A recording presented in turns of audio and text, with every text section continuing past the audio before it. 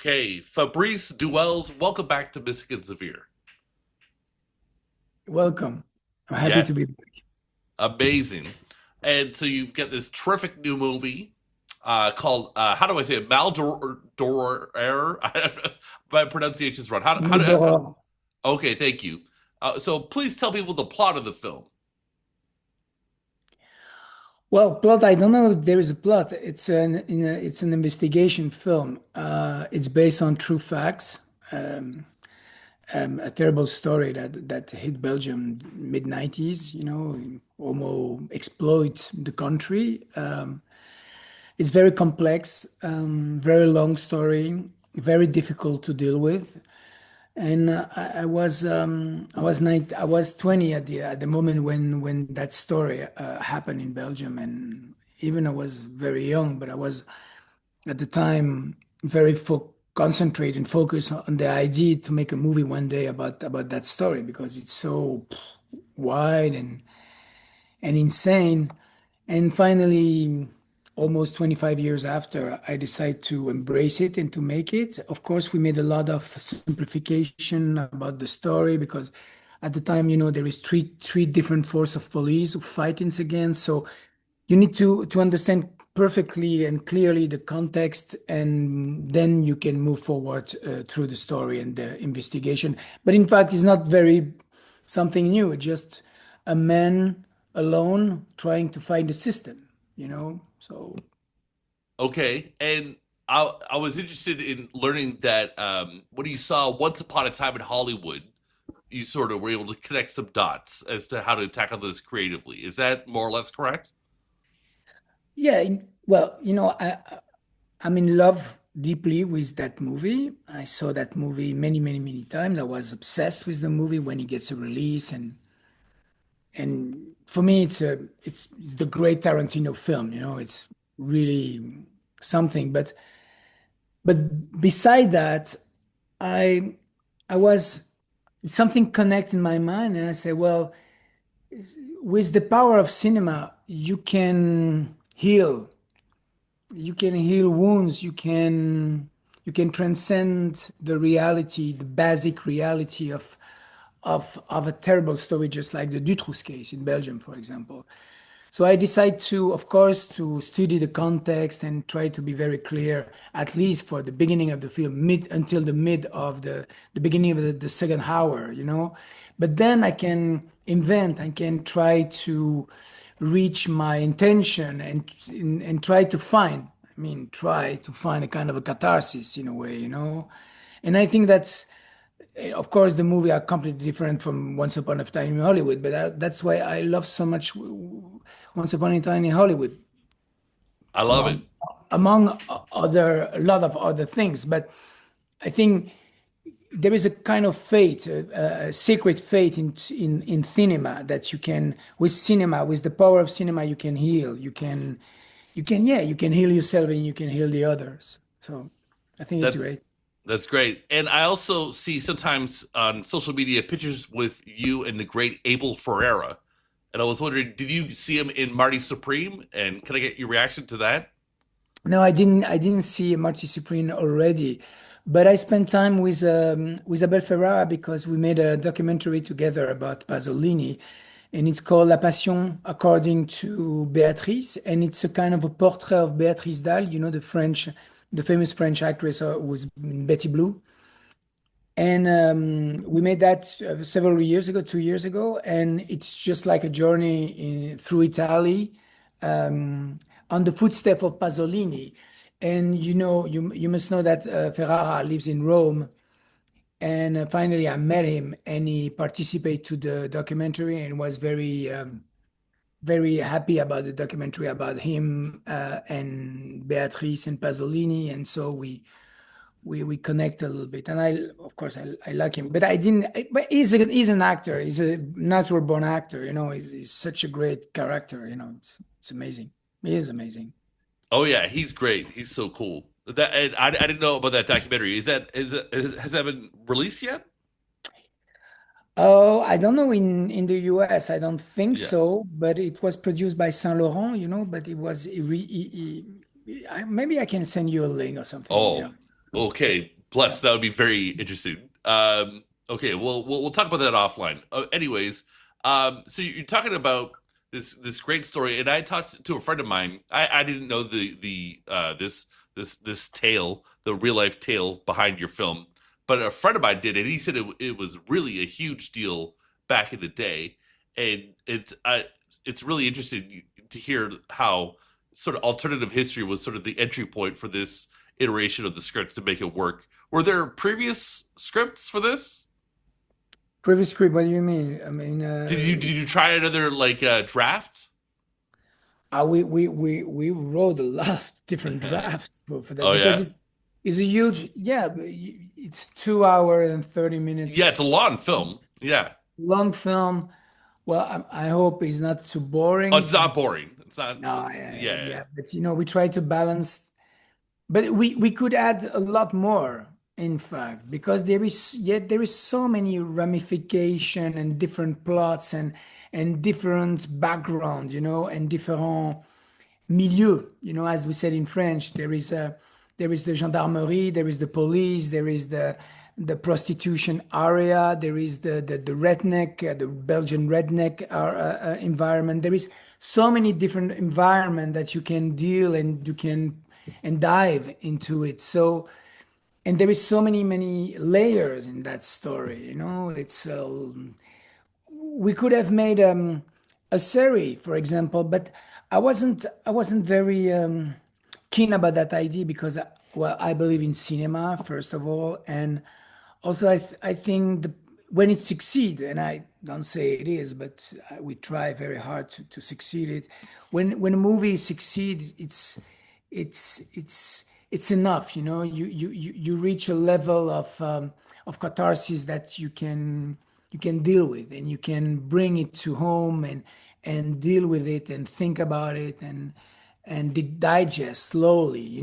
For me, series sometimes, mostly because series, I don't mean every series, of course, but series based on true fact, it's too on the nose of the true facts, and so it just provoke forgiveness. You forget very very quickly about everything. So that's why we try to do something a little bit different.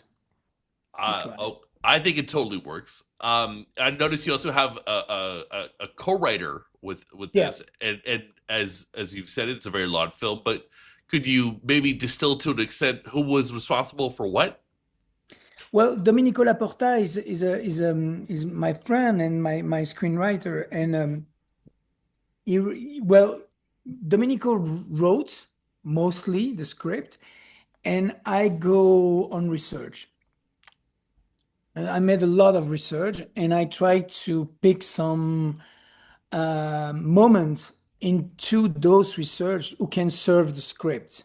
And then after based on that research, we adjust the script and we try to have a very current net, based on research, based on what we're trying to do, and the goal we try to achieve. So it's his writing. I'm a little bit back forward, trying to make some lot of research. He sent me some stuff. I sent him some stuff, and we try to reach the right balance between our attention, the writing, the character of course, and also what's right, what's wrong, based on the true facts, and what we can lie with. I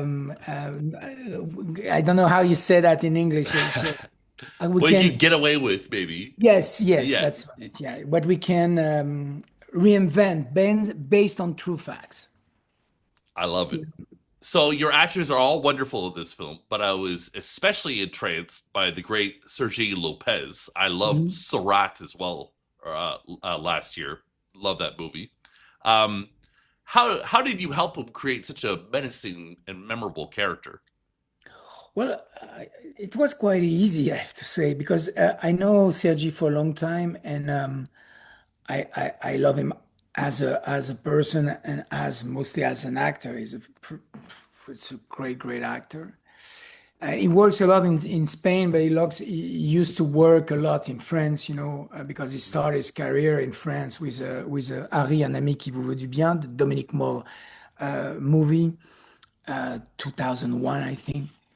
And he gets a César for that. So, I know him, and I try to work with him already. I've tried to work with him already, and we didn't have the chance to work together. And this time, you know, the character of Marcel de Dieu, because it's very high material in France or Belgium, for example, because it's based on a true crime, a true criminal who's still in jail. So all the actor I tried to approach were a little bit, we don't want to do that. I don't want to do that, and I perfectly understand. It's very, very difficult to deal with that. So finally, I approached Sergi, and Sergi is in Spain, he's Catalan, so he's far away from the true story. And he said, "Of course, I can do that." It was 3 or 4 days shooting, and then we extend the part a little bit, and he proposed that, and I think he proposed something very crude, very raw, and very natural, very organic, visceral in a way, and he was very detached, and we have fun. We have great fun to do it, but because he wasn't submerged by the weight of the true character, in the true story. You understand what I mean, Oh no? yeah, yeah. He felt free to sort of do his thing with it. Yeah. Absolutely, he was completely free. Oh, that's good. That's great. And I was curious, do you see yourself in the character Paul at all? Yeah, of course. I put a lot of myself in Paul character. Um, I don't come from the same background than him, but I share a lot I share a lot with him. Probably the same anger and the same impulsivity. But now I'm 43, so my impulsivity, declined a bit. But and that's good. But I think I share a lot with Paul Chartier. That's why I felt very connected to the material but Paul Chartier, of course, I connect with Paul Chartier, but the intention was that the whole audience can connect with Paul Chartier because he has that dilemma, just like the Dirty Harry dilemma between justice and law. What is justice? What is law? What is it? What the intersection of it? You get it, huh? And so I, I think we can all identify to Paul Chartier's quest, an obsession. I think. I agree. Hopefully, if we are confronted by such corruption, we get indignant and want to do something about it. But then, when you do something about it, you want to also survive. Yeah, yeah, absolutely. But he loses everything. That makes him a very cinematic character, I think, and very likable character with that kind of ambiguity, because there is a kind of ambiguity at the end that I like so much. And sometimes those days, everything needs to be super white or super black. And in that kind of movie, you can be super white or super black. There is so many zone of gray, and so that's why we try to be very honest making that movie, and also because it once again it's based on true facts, but it isn't a documentary. If it's not a documentary, we try to make a film of fiction, try to make a piece of cinema. So it's others resource to achieve that. It's others button you have to push to get that. I think once again. Tell me a little bit about the criminal enterprise that we're dealing with in this film. Oh, well, that's a nebuleuse, as we said in French. We don't know exactly where's the evil. That wasn't the main question of the film. There was two main questions in the film. Is the question about justice, as I told you, and the question of evil. What is evil? Because evil can have many forms, many different forms. you have the villain who make terrible thing with young girls in the basement. You can also have um, corruption. You have also the information, lack of information between the different force of police, and there is so many different zone of evil that you can deal with, and so it's a very wide question, and there is no evil or good people in that film. Even Paul sometimes, is at the edge of something bad. So the question is, because if you see this film, I don't know if I sell very well the movie, but I don't care. It's been a long time now, but Right. But it's there is very visceral and exciting, even though it has all the things you're talking about. There, there, there is. It is a cop movie, right? And absolutely, there's excitement and yeah. adrenaline will pump through your veins as you watch this. Well, once again, we try to make a cinema film, very, very influenced by American cinema from the 70s, especially Sidney Lumet. See, Sidney Lumet, for example, was a very important, is still very important for me. But in that movie was very, very present in my mind when we tried to build the film, mostly because once again there is no binarity between the in within characters. Every character has a different zone and different resource and different zone of gray, and so but the main question is justice, the justice. Oh yeah. So when you say Eh, Serpico was a big influence, who?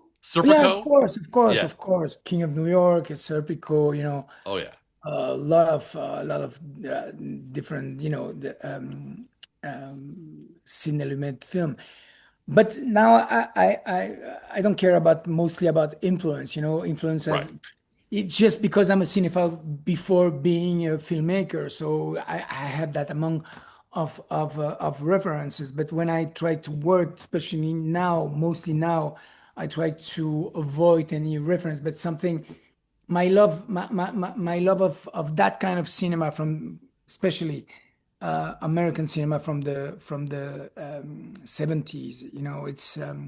It's very complex, and Oh that's yes. something we miss deeply those days. The complexity, and that's what I do love so much in cinema.